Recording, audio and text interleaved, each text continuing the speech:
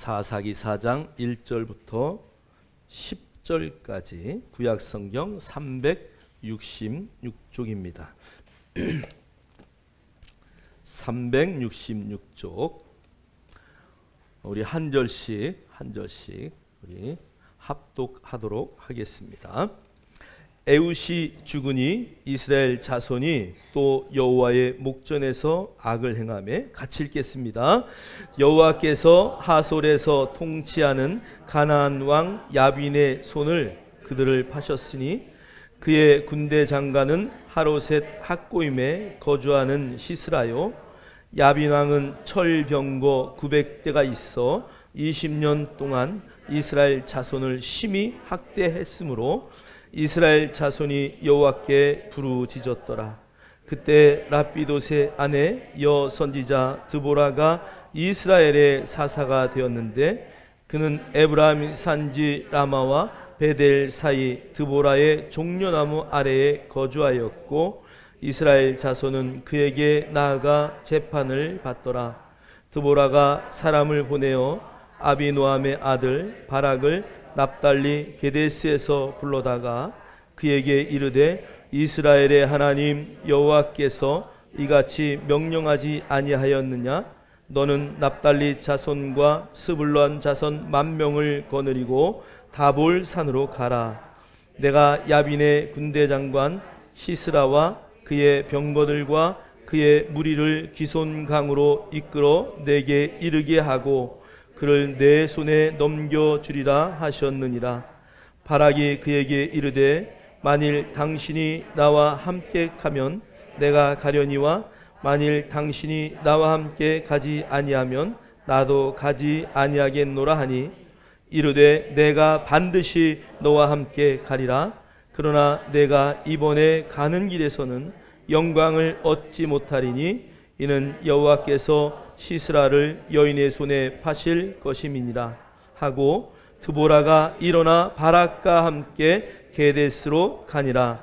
바락이 스불론과 납달리를 게데스로 부르니 10,000명이 그를 따라 올라가고 드보라도 그와 함께 올라가니라. 아멘. 할렐루야. 주의 이름으로 사랑하고 축복합니다. 우리 옆 사람 보고 한번 인사합시다. 당신은 하나님이 사용하는 자입니다.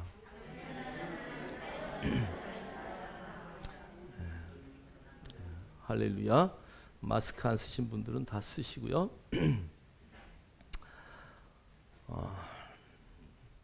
다시 한번 물어볼까요?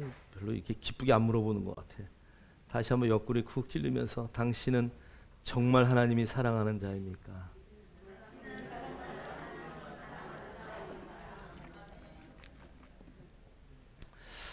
이제 사사기를 통해서 우리가 맨 처음에 선지자들의 세 명의 이야기를 지난 시간에 했습니다. 첫 번째 선지자가 누굽니까? 예? 첫 번째 누구? 그 다음에 두 번째 누구예요? 그 다음에 누구예요? 운니엘, 에훗, 삼갈. 예, 지난번에 이렇게 세 분을 했는데요. 운니엘은 준비된 하나님의 자녀고요. 에훗은 왼손잡이였다. 그 당시에 왼손잡이는 어디 가서 이렇게 뭐 잘 모든 일을 못했죠. 특히나 성경의 원어에 의하면 이 왼손잡이, 이 에훗이라고 우리 성경은 기록되어 있지만 원어는 오른손을 쓸 수 없는 자 이렇게 되어 있어요. 그러니까 그는 오른손에 장애가 있었던, 또 신약 성경에 오른손 마른 자와 같은 그런 자였을 것이다라는 것을 주석학자들은 말씀하고 있습니다. 자, 그러니까 왼손의 장점, 아이고 네가 어떻게 우리 왕을 죽일 수 있겠어? 그럴 때 그의 오른쪽 허벅지에 큰 칼을 숨겨가지고 가서 그 왕을 죽일 수 있는 그런 기회를 얻게 되는 거죠. 그래서 여러분, 세옹지마라는 단어가 있듯이 여러분의 인생에 여러분에게 약점이 있습니까? 그 약점은 하나님이 여러분을 사용할 수 있는 기회라는 것을 여러분 절대 잊으시면 안 돼요. 여러분, 약점이 없는 사람이 어디 있겠어요? 다 약점이 있죠. 그러나 그 약점을 보기보다는 장점을 자꾸 볼 때 하나님은 그 장점을 더 크게 사용하여서 여러분의 약점을 상쇄시킬 것을 저는 확신합니다. 그래서 여러분 가능한 칭찬을 하세요. 옆 사람을 칭찬하고 격려하고 여러분의 입술의 말이 정말 늘 살리는 입술의 말이 되기를 주님의 이름으로 축원합니다.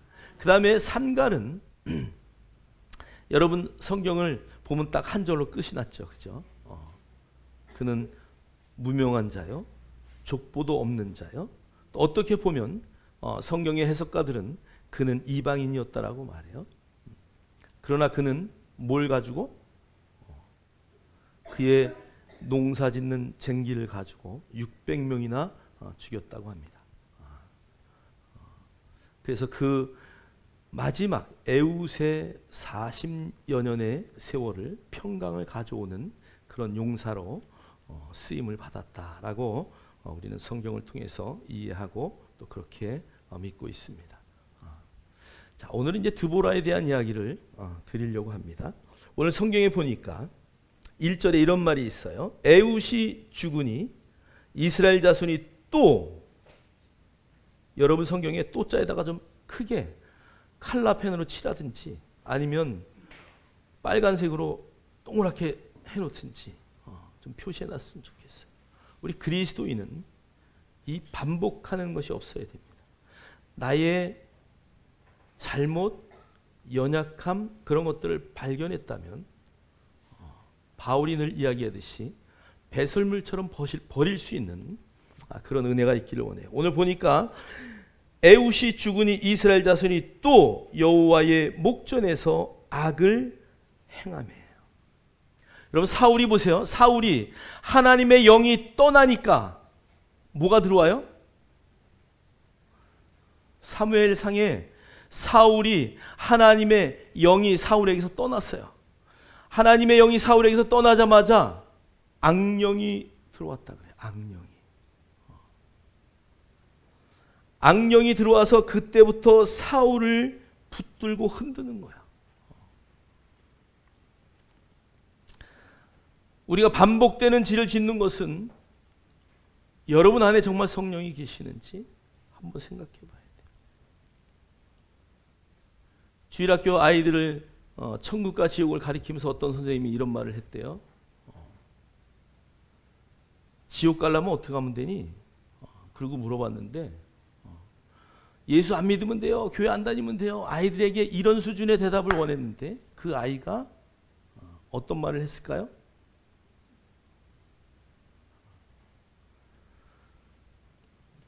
가만히 있으면 돼요. 가만히 있으면 돼요. 네, 맞아요.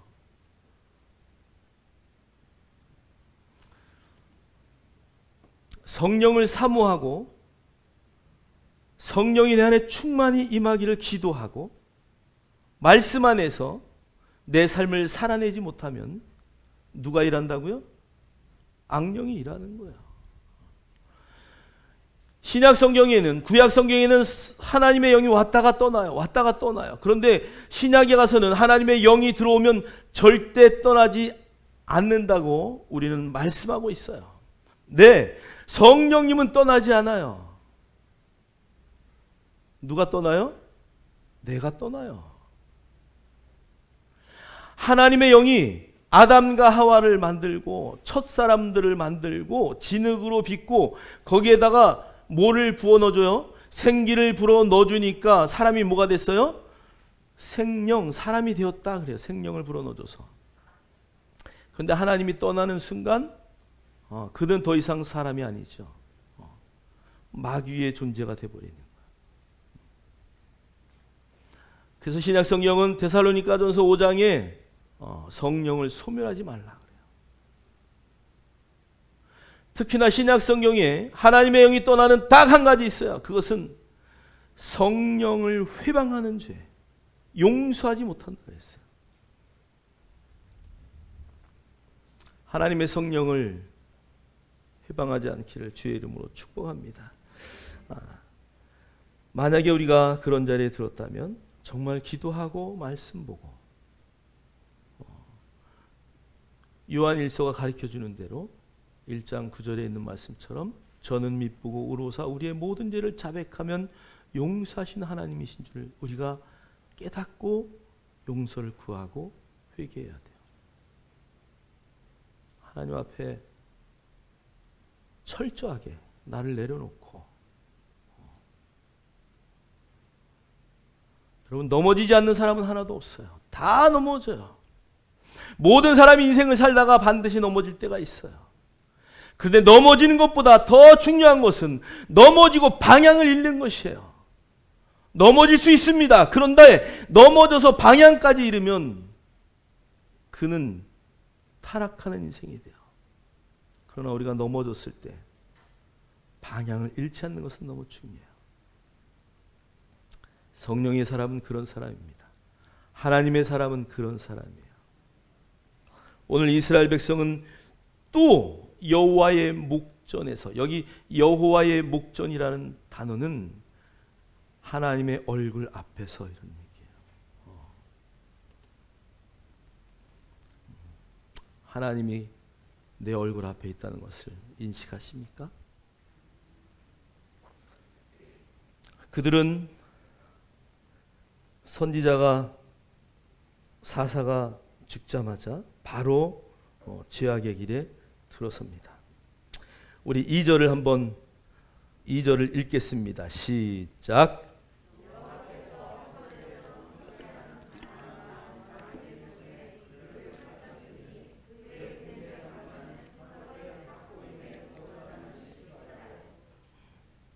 여호와께서 하솔에게 통치하는 가나안 왕 야빈의 손에 그들을 파셨으니, 가나안 왕 야빈의 손에 그들을 어떻게 하셨다고요?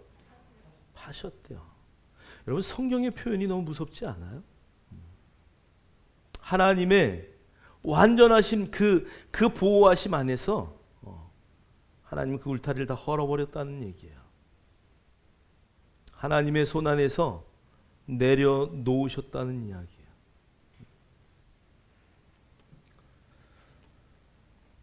오늘 그 하나님의 손에 이스라엘 백성을 붙잡은 자들, 그들이 어떤 사람들이었나? 3절은 이렇게 말해요. 야빈 왕은 철병거 900대가 있어 20년 동안 이스라엘 자손을 어떻게 학대했다고요? 심히 학대했다. 심히. PPT 좀 말씀 돌려주세요. 심히 학대했다. 오늘 이 말은요, 학대했다. 그러니까 이스라엘 백성들이 견디지 못할 정도로 그들을 계속 학대하고 밀어붙였다는 거예요. 이스라엘 백성들이 견딜 수가 없죠. 그 상황에서 이스라엘 백성들은 또 여호와께 부르짖어요. 예, 우리 넘어질 수 있어요. 그러나 하나님을 향한 여러분의 얼굴은 늘 그 방향을 잊지 않아야 돼요. 어떤 잘못, 어떤 상황, 어떤 고난에 있다 할지라도 여러분의 얼굴을 하나님을 향하여 다시 들 때에 하나님은 일하시기 시작해요. 여기 부르짖다라는 단어는 원어의 의미가 창자의 애가 끊어졌다, 그런, 그냥 하나님 살려주세요 이 정도가 아니에요. 그들의 고통이 너무 심해서 하나님 어떡하시겠습니까? 그들의 애가 다 끊어질 정도로 하나님 앞에 부르짖었다. 어떤 성경학자가 이 부분을 이렇게 말을 해요.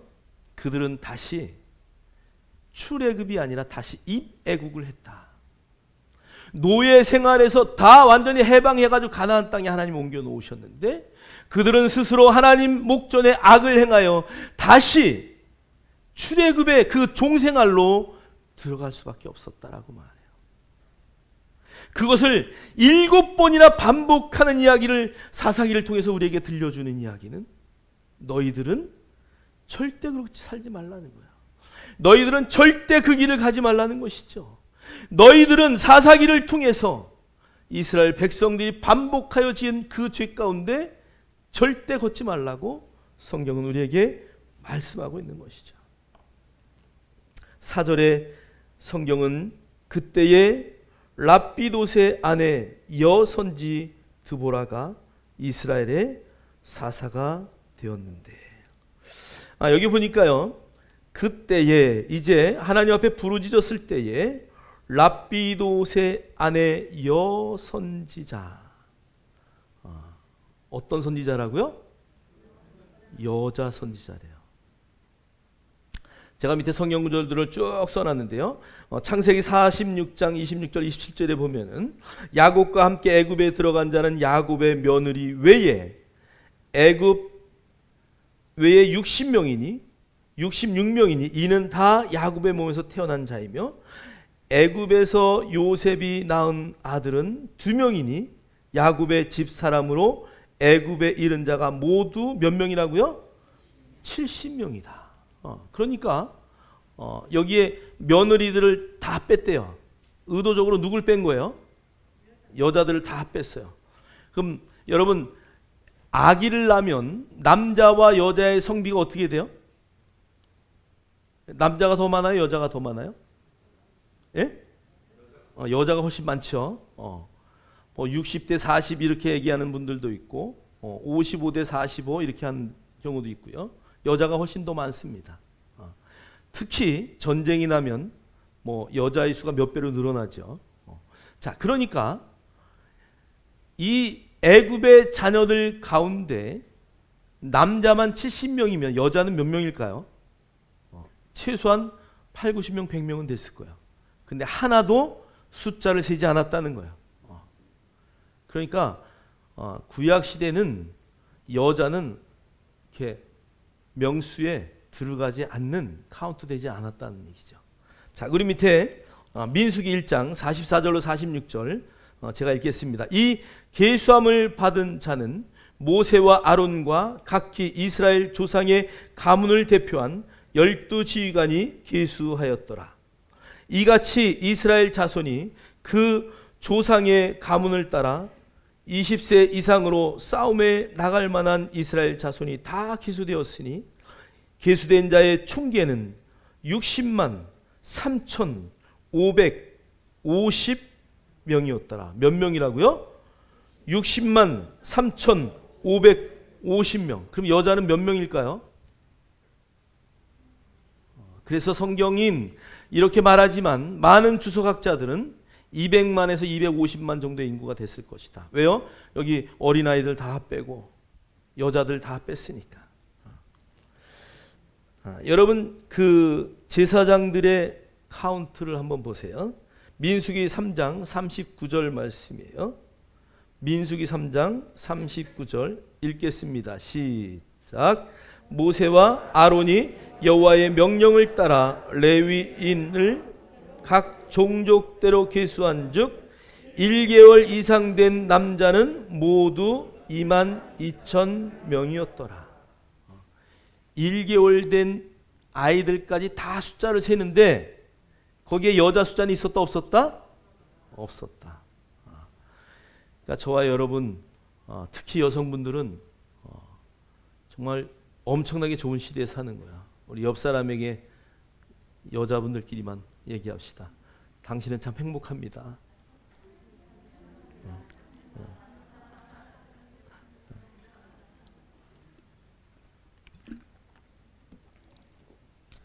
아, 1개월 된 남자 아이보다도 대접을 못 받았다는 어떤 경우에는 그 시대에 여자의 존재는 과연 무엇이었을까 생각하게 되죠. 요즘에 이슬람권은 뭐 6명, 7명, 돈 많으면 10명과도 결혼합니다. 그래서 아이를 한 여인이 보통 4명, 5명 막 이렇게 낳아요. 마지막 전쟁은 인구의 전쟁이라 그러죠. 뭐 영국이 인구의 수가 밀리니까 이슬람이 다 자리 잡고 런던 시장이 이슬람 사람이 시장이 되고 이제 해가 지지 않던 나라에서 이제는 우리가 선교해야 할 나라로 바뀐 나라가 영국이죠. 특히 우리 한국은 뭐 이제 0.7 얼마로 출산율이 떨어져서 이제 앞으로 뭐 50년 막 이렇게 내다봤는데 이 속도로 가면 25년 30년 이내에 엄청난 인구의 문제가 생길 건 뭐 불보듯이 뻔하고요. 이제 방법은 외국인들을 최대한 한국에 정착할 수 있게 하는 그런 영국이 또 프랑스가 독일이 했던 정책들을 쓸 수밖에 없는 거죠. 인구가 없으니까.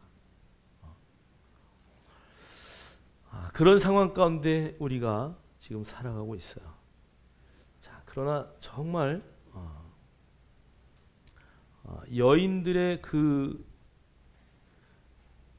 어떤 명함도 내놓지 못할 뿐 아니라 취급을 받지 못한 그런 시대에 오늘 하나님은 여인을 사용했다는 것이. 그러니까 하나님은요, 이게 세상의 법과 그들이 하나님의 마음을 잘못 알기에 그러한 차별을 세상은 하지만 하나님은 그러한 가운데서도 누구를 사용했다고요? 여자를 사용했다는 얘기예요. 오늘 그 압제받는 상황 가운데 백성들이 우리를 구원할 구원자를 보내주세요라고 기도할 때에, 하나님이 도와주세요라고 외칠 때에 하나님은 그 시대에 숫자에도 포함시키지 않은 여자, 그 드보라를 하나님이 세우셔서 사용했다는 것이요. 그는 사사의 직분이 있기 전에 오늘 선지자라는 직분이 있어요. 여러분, 이 선지자라는 단어는 앞날을 내다보고 점을 치는 게 아니에요. 선지자, 그 말은 하나님의 말씀을 맡은 자예요. 그래서 하나님의 말씀을 맡아서 그 말씀을 증거하고 가르치고 말씀으로 그들을 판단해 줬던 사람이죠. 오늘 성경을 보면 오늘 이 드보라는 종려나무 아래에서 재판했다 그래요. 여러분, 모든 사사들은 다 칼 들고 전쟁에 나가요. 모든 사사들은 자기들의 무기를 들고 전쟁 한가운데 뛰어들어요. 그런데 오늘 유일하게 드보라는 전쟁에 뛰어드는 것이 아니라 백성들을 뭐 했다고요? 재판했다 그래요. 여러분, 그러면 드보라가 재판할 때 무엇으로 재판했겠습니까? 하나님의 말씀으로 했다는 것이. 하나님의 말씀으로. 오늘 성경을 보면 하나님이 여자를 선지자로 사용한 데가 몇 군데가 나와요. 구약 성경이 한 3군데 정도가 나오는데 드보라를 선지자로 사용하셨어요. 그 다음에 오늘 성경에 보면 실기야와 왕이 보낸 사람 여선지자 훌다가 있어요. 그래서 하나님은 남자 여자 가리지 않고 사용하셨다. 그 당시의 풍속은 제가 어렸을 때 같이 밥을 먹을 때도 여자들이 먹는 상 따로 남자들이 먹는 상 따로 그렇게 밥을 먹었어요. 어렸을 때. 그러니 이 시대는 얼마나 더 했겠어요. 그러나 이 시대에도 하나님은 남자와 여자를 구별하지 않고 준비된 자는 다 사용하셨다는 것이. 여러분, 오늘 그 드보라의 남편의 이름이 뭐냐면 랍비도시예요. 여러분, 랍비도시라는 이름은 횃불이라는 뜻이 있어요. 횃불. 오늘 드보라는 꿀벌이라는 이름이에요. 그 드보라가 횃불이라는 이름과 꿀벌이라는 여인 가운데 하나님은 누구를 사용하셨어요? 꿀벌을 사용하셨대. 그래서 여러분이 여자든 남자든 나의 신분이 어떻든 여러분 하나님 앞에 그분을 의지하고 살아가는 자는 하나님이 반드시 사용하십니다. 할렐루야. 저와 여러분이 그런 존재라는 것을 절대 잊지 않기를 주의 이름으로 축복합니다. 자, 두 번째 챕터는 이제 여호와의 명령이라면. 자, 우리 한번 밑에 6절, 7절, 8절. 자, 우리 한번 읽겠습니다. 시작. 드보라가 사람을 보내어 아비노함의 아들 바락을 납달리 게데스에서 불러다가 그에게 이르되 이스라엘의 하나님 여호와께서 이같이 명령하지 아니하셨느냐? 너는 납달리 자손과 스불론 자손 10,000명을 거느리고 다볼 산으로 가라. 내가 야빈의 군대 장관 시스라와 그의 병거들과 그의 무리를 기손강으로 이끌어 내게 이르게 하고 그를 내 손에 넘겨주리라 하셨느니라. 바락이 그에게 이르되 만일 당신이 나와 함께 가면 내가 가려니와 만일 당신이 나와 함께 가지 아니하면 나도 가지 아니하겠노라 하니 이르되 내가 반드시 너와 함께 가리라. 그러나 내가 이번에 가는 길에서는 영광을 얻지 못하리니 이는 여호와께서 시스라를 여인의 손에 파실 것임이라 하고 드보라가 일어나 바락과 함께 게데스로 가니라. 자, 오늘 성경을 보니까요, 이 드보라가 바락 그를 불러요. 그래서 하나님이 당신의 손에 오늘 그 시스라를 맡겼다. 그 얘기는 너 전쟁에 나가면 어떡한다고요? 무조건 승리해. 왜? 전쟁의 주인은 누구시니까? 하나님이시니까. 여호와 그분이시니까. 그런데 오늘 이 바락이 드보라에게 나는 갈 수가 없습니다.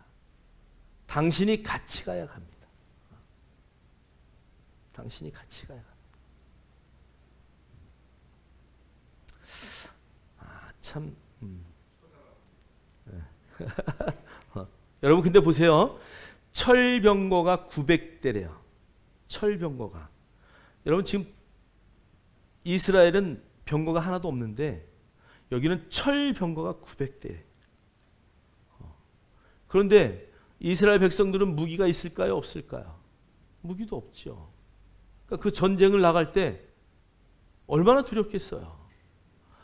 아니 말 그대로 철병거를 타고 와서 그냥 맨몸으로 아니면 농기구 들고 하는 사람들을 철병거로 막 치면은 그냥 그게 무서워서 지금 20년을 그들 앞에 조공을 바치며 살았는데 아무리 숫자가 많아도 그럼 뭐 요즘에 저 우크라이나 초기에 막 전차가 그냥 진군하면서 밀고 들어가는 거 똑같은 상황이죠.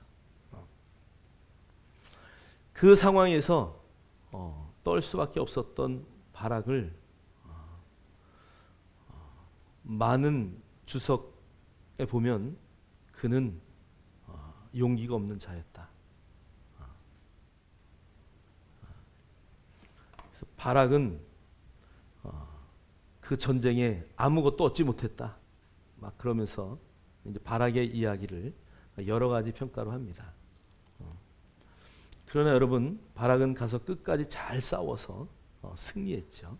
그래서 여러분 구약 이 사사기의 사사가 총 몇 명이에요?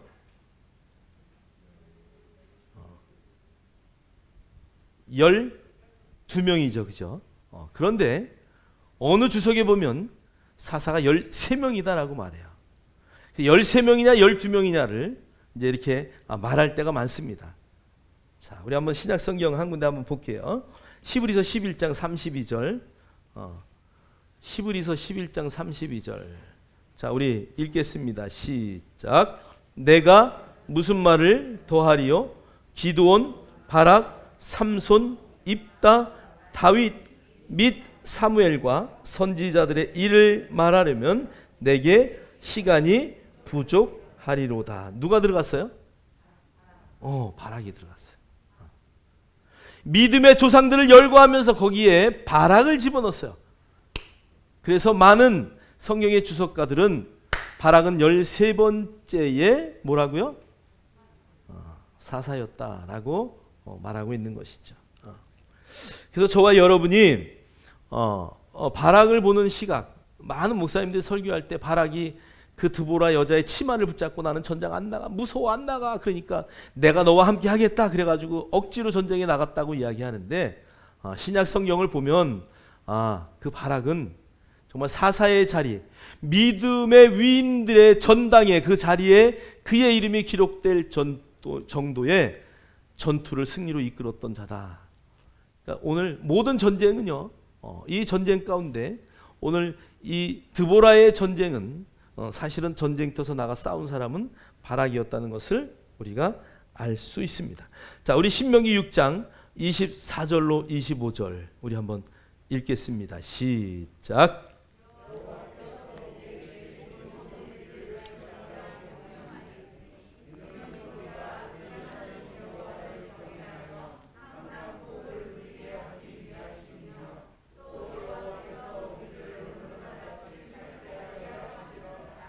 우리가 그 명령하신 대로 이 모든 명령을 우리 하나님 여호와 앞에서 삼가 지키면 그것이 곧 우리의 의로움이라 할지니라. 그러니까 하나님의 명령, 그 모든 규례, 모든 명령한 것들을 지켜라. 이스라엘 백성들이 가라 하면 가고 서라 하면 섰던 것처럼 주님 말씀하시면 내가 가겠나이다라고 말했던 믿음의 조상들처럼 너희들이 그 명령을 따라 하나님을 경외하고 그 말씀대로 나아갈 때 항상 복을 누릴 뿐 아니라 우리가 그가 명령하신 대로 이 모든 명령을 하나님 여호와 앞에서 삼가 지킬 때 그것이 우리의 뭐라고요? 의로움이다. 여러분, 의인은 하나님 앞에 언제든지 담대하게 설 수 있어요. 왜요? 그분의 말씀을 그대로 살았기 때문에, 그분이 말씀하신 대로 행동했기 때문에. 여러분, 의인은 그런 거예요. 하나님의 말씀이 아니면 가지 않는 것, 그분의 뜻을 따라가는 것. 그래서 오늘 성경은 곧 우리의 의로움이다. 오늘 이 전쟁 가운데 하나님은 야엘이라는 여자를 사용합니다. 바락은 그 전쟁 가운데 승리를 거둬내지만 그 마지막 죽여야 할 그 상대인 장군을 죽이지 못해요. 그래서 그 시스라를 죽인 사람은 여인 야엘이 죽여요. 제가 비교를 하면서 성경을 볼 때에 아니 바락의 이름은요 번개예요. 번개, 그 뜻이. 바락의 이름은 번개인데 오늘 그 시스라를 결론적으로 여기다가 말뚝을 박아가지고 죽인 여인은 이름이 뭐예요? 야엘이에요. 야엘은 들 염소예요. 염소. 양도 아니고 염소예요. 여러분, 마지막 때에 하나님이 뭐라고 말씀하셔요? 양과 염소를 구별하신다 그래요. 왼편과 오른편을 구별하셔요. 의인과 죄인을 구별하신다 그래요. 그런데 오늘 성경의 표현대로 하면은 그는 하나님의 백성 양 가운데 있지 않고 염소 가운데 있었다는 거야. 그러니까 어떤 사람이라고요? 그는 이방인이었다는 얘기예요. 이방의 여인도 하나님은 준비되면 사용하셔요. 여러분, 이 야엘은 모세의 계통에서 모세의 장인의 계통에서 나온 자들이죠. 그의 남편이 그런 자였고 여인도 그 이방의 여인이죠. 그러나 그는 시스라의 모습을 보고 전쟁의 흐름을 파악하고 여리고성의 기생 라합처럼 내가 이쪽에 있어야 사는구나, 그것을 알았던 여인이죠. 그리고 하나님의 손에 붙들려서 그 시스라를 죽였던 놀라운 여인이에요. 하나님은 번개를 사용하시지 않고 들염소를 사용하셨다는 거예요. 하나님의 자녀가 아니라 이방이라고 여기는 자들도 하나님은 그들의 장중에 붙드셔서 하나님이 사용하셨다는 것을 여러분 인식하셔야 돼요. 자, 그러니까 우리가 오늘 이 드보라의 말씀을 통해서 우리에게 계속 주는 이야기는 우리가 하나님의 말씀 앞에 주목하고 살아간다면 하나님은 여자이든 왼손잡이든 이방인이든 하나님은 그들을 사용하여 하나님의 영광을 드러낼 뿐 아니라 하나님의 백성들을 그렇게 이끄신다는 것이죠. 저와 여러분이 어느 상황에 있든지 정말 하나님의 영광을 바라보는 자리에 있다면 하나님은 반드시 여러분을 사용하실 것을 확신합니다. 그래서 여러분의 신분이 중요하지 않아요. 여러분의 지금 상황이 중요하지 않아요. 내가 하나님 앞에 어떻게 쓰임받을 것인가. 나이가 많고 적음도 아무 의미가 없어요. 하나님의 말씀을 정말 내 삶에 어떻게 살아낼까 고민하고 힘쓰고 애쓰는 자들에게 하나님이 역사하신다는 것이죠. 자, 우리 세 번째 챕터는 이제 항상 승리하는 여호와의 전쟁. 어떤다고요? 항상 승리한다. 하나님은 항상 선한 것을 주실 뿐 아니라 하나님은 항상 선한 것으로 승리를 주시는 하나님이시라는 것을 우리는 알 수 있습니다. 자, 그래서 우리 세 번째 이제 한번 사사기 4장 12절로 15절, 12절로 12절, 15절 한 목소리로 읽겠습니다. 시작. 아비노함의 아들 바락이 다볼산에 오른 것을 사람들이 시스라에게 알매 시스라가 모든 병거 곧 철병거 900대와 자기와 함께 있는 모든 백성을 하로셋 학고임에서부터 기손강으로 모은지라. 드보라가 바락에게 이르되 일어나라. 이는 여호와께서 시스라를 내 손에 넘겨주신 날이라. 여호와께서 너의 앞서 나가지 아니하시느냐 하는지라. 이에 바락이 10,000명을 거느리고 다볼산에서 내려가니 여호와께서 바락 앞에서 시스라와 그의 모든 병거와 그의 온 군대를 칼날로 혼란에 빠지게 하심에 시스라가 병거에서 내려 걸어서 도망한지라. 자, 여기는 우리가 이제 지리적인 것을 좀 이해를 해야 되는데요. 오늘 여기 기손강은 거의 우기가 아닐 때는 단단한 그 진흙 있죠, 진흙. 그런 토양으로 되어 있는 강입니다. 그래서 오늘 전쟁을 일으켰던 시기는 우기가 아니라 건기였어요. 그래서 철병거를 어디에다 모았다고요? 기손 강가에 모은 거예요. 만약에 우기여서 이 진흙탕이 돼버린다면 시스라가 바보가 아닌 이상에는 기손 강가에 병력을 집결하지 않죠. 그 900대의 전차가 철병거가 달리기에 합당한 조건이었고요. 이스라엘 백성들은 다볼산 위에 있었는데 내려와서 왜 다볼산 꼭대기 있었어요? 전차가 여기 올라가는 건 힘이 들거든요. 그러니까 그 위에서 대기하고 있다가 이제 하나님의 명령을 기다린 거예요. 쳐라. 그러면 이제 전쟁으로 내려가려고 10,000명이 딱 기다리고 있었던 거예요. 그런데 오늘 드보라가 이제 하나님의 때가 됐다. 내려가라. 왜 내려갔을까? 벌써 비가 오기 시작하는 거예요. 비가 오니까 그 땅이 뭐가 될까요? 진흙탕이 돼요. 철병거가 움직이는 데 있어서는 무게가 있으니까 그 진흙탕에 막 빠지고 아수라장이 되기 시작해요. 이스라엘 백성들이 그때를 타서 내려가는 거예요. 이길 수 있는 방법이 없어요. 하나님의 역사하지 않으면 전쟁에 승리할 수가 없어요. 여러분 이스라엘의 6.1 전쟁을 보세요. 그 애꾸는 모세, 그가 그 전쟁을 승리로 이끌 때 하나님이 하셨음을 늘 고백하지 않습니까? 이 전쟁은요 하나님의 손에 달려 있는 거예요. 그 밑에 제가 이렇게 써놨어요. 기손강은 우기를 제외한 평상시에는 말라있는 와디였다.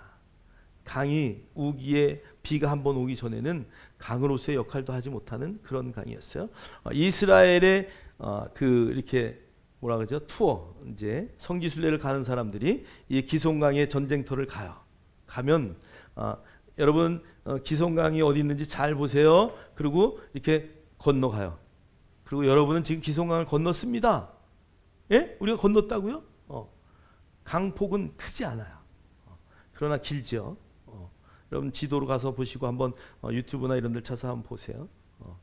강폭이 길지 않기 때문에 이게 강인지 땅인지 모르고 그냥 건너가요. 다만 우기 때만 비가 흘러가는 그런 곳이죠. 그래서 여기는 와디 지역이었다. 그래서 우기 때만 그렇게 하고 그 외에는 그냥 건조된 그런 딱딱한 땅이다. 시스라의 군대가 철병거를 모두 동원하여 기손강에 집결한 것은 당시에 기손강이 말라 있었던 것을 말해준다. 그러나 폭우가 내리자 기동성을 생명으로 하는 철병거 군단은 무용지물이 되어 버렸다.